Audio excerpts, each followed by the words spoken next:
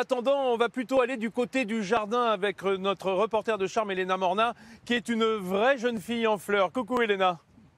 Coucou Vincent, oui j'aurais adoré être une fleur parmi les fleurs, mais les vraies, les plus belles, elles sont là tout autour de moi. Admirez ces roses. Nous sommes dans la roseraie des jardins du Pays d'Auge à Cambremer. Et ce magnifique jardin de 4 hectares, c'est tout simplement l'un des plus beaux de France, labellisé Jardin Remarquable. Et ça, on le doit au couple Nop, Jacques et Armelle. Bonjour Armelle. Bonjour Elena. Alors racontez-nous, ces fleurs, ces roses, elles sont formidables. Est-ce qu'il y en a une que vous préférez, une espèce typiquement normande? Tout à fait. La rose de Normandie est ici. Elle fleurit tout le temps jusqu'au gelé avec son brouillard de blanc. C'est la plus belle rose de la roseraie. Le brouillard de blanc aussi, c'est ce qu'on voit ici. Ça, c'est du gora, ce qui permet d'habiller le pied des rosiers. Alors ce que j'adore aussi, c'est le gora d'une part bien sûr, mais ce cameilleux de bleu qu'on voit, quelles sont ces fleurs? Ce sont des delphiniums avec des couleurs multiples de bleu. C'est pareil, on le taille, il refleurit jusqu'au gelé. Voilà des plantes toujours en fleurs.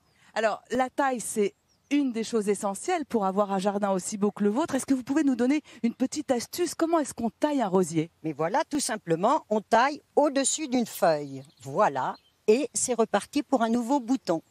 Alors maintenant, on a besoin aussi de savoir quels sont les autres secrets pour l'arrosage, le désherbage et l'amour.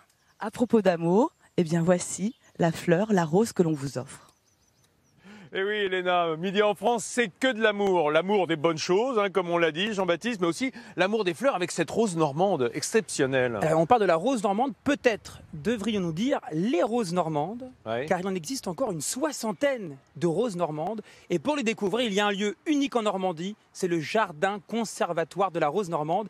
Et c'est à Cherbourg, c'est absolument magnifique. Allez-y. On va aller du côté de Cambremer, où Elena Morna continue sa visite des jardins. Une fleur parmi les fleurs, Elena.